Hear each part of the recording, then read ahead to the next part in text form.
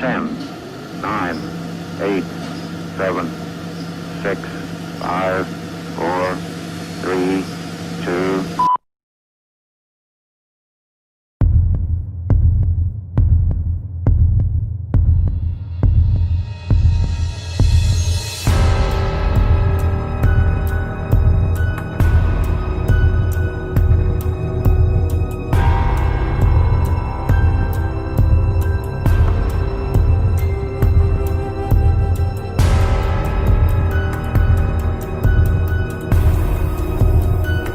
Lantas, bagaimana perkembangan kasus COVID-19 di dunia hingga saat ini?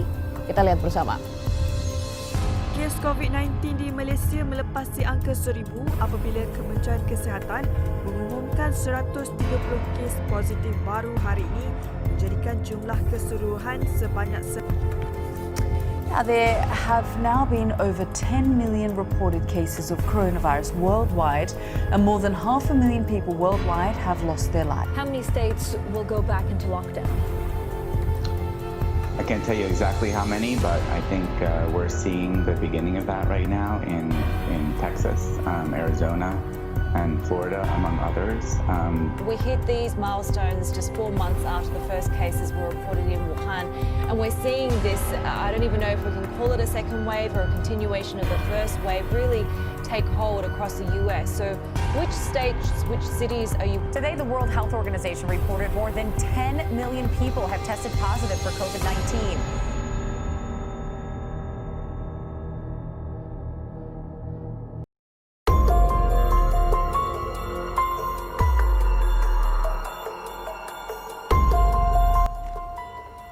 What is COVID-19? It is an infectious disease caused by a newly discovered coronavirus. This COVID-19 considered very dangerous because the symptoms are just seem like a fever, and it can lead to death if not being treated as soon as possible. COVID-19 could spreading and transmit easily to other people, and it is obviously by touch, sneeze, cough, and others. More unfortunately is the world have not found any vaccine yet for this COVID-19 and can only be treated using the medication for a common fever only. What the impact of COVID-19 to the country, especially in the tourism industry in Malaysia? So, coronavirus COVID-19, it is said and seen as the new disease that have been hit our world, including Malaysia. Initially, this COVID-19 is not seen as a serious matter to the people because the case who have been affected by this disease still not spreading and can be controlled. But suddenly, Malaysia have been thrown with the increasing number of people who have been affected by this COVID-19, and the number of those who died has also increased.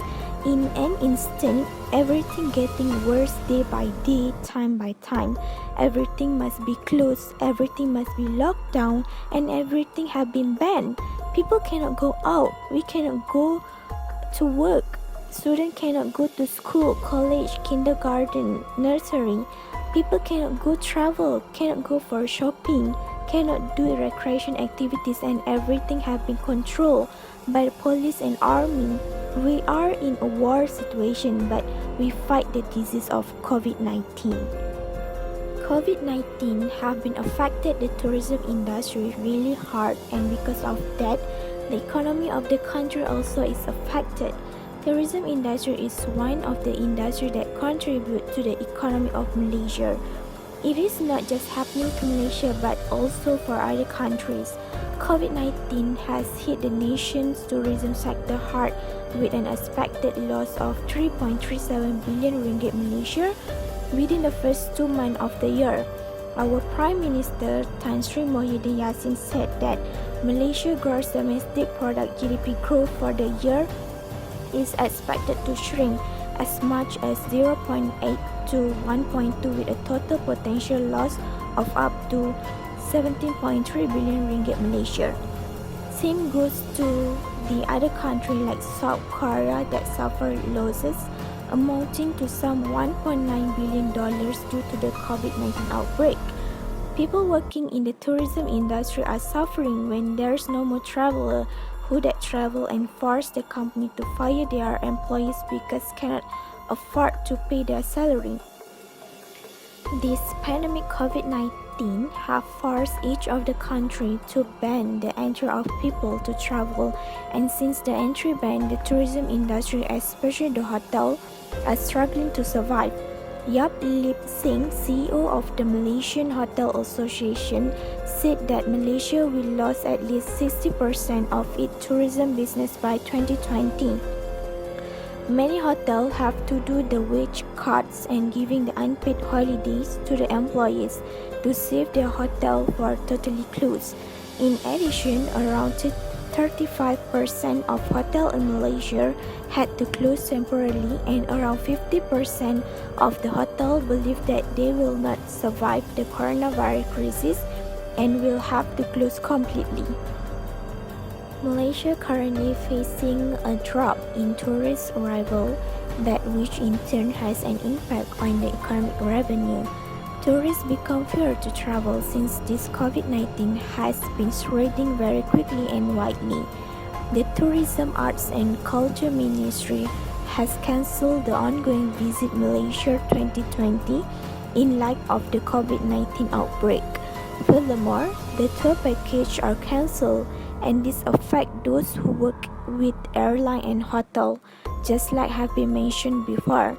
This kind of problem also have been affected China really hard, especially when that country being said that spreading the disease when the COVID-19 was found in there first. The airline industry is severely affected due to the cancellation of the flight from and to China due to the coronavirus. The cancellation of flight has severely impacted the industry as the sale and revenue of the airline company have been reduced significantly.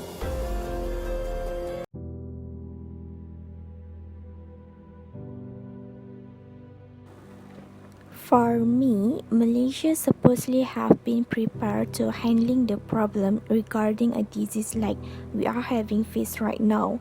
We could not just expect a war of people that might be happen, but also expecting the matter like this.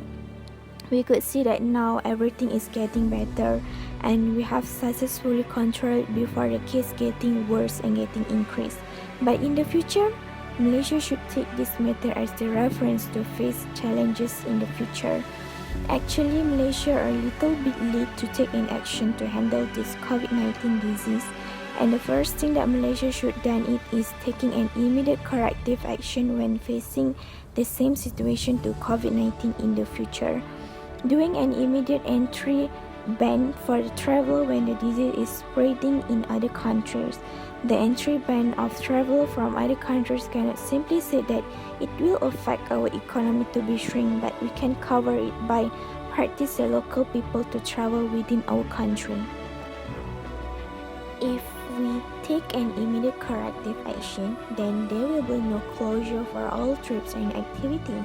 People can enjoy and live like the normal day with conditions that can be controlled before they think worse like have been happening now. The new style of travel has been creating to encourage the people travel and take vacation near to their home.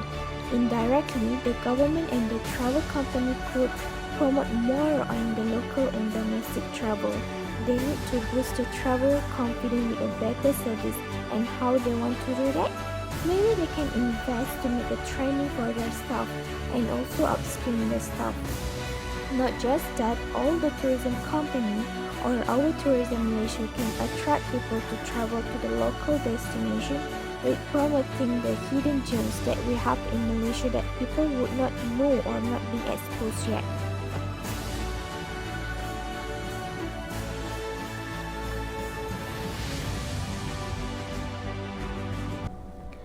Actually, I have my own interesting experience during the movement control order when I have been locked down in my university in UUM.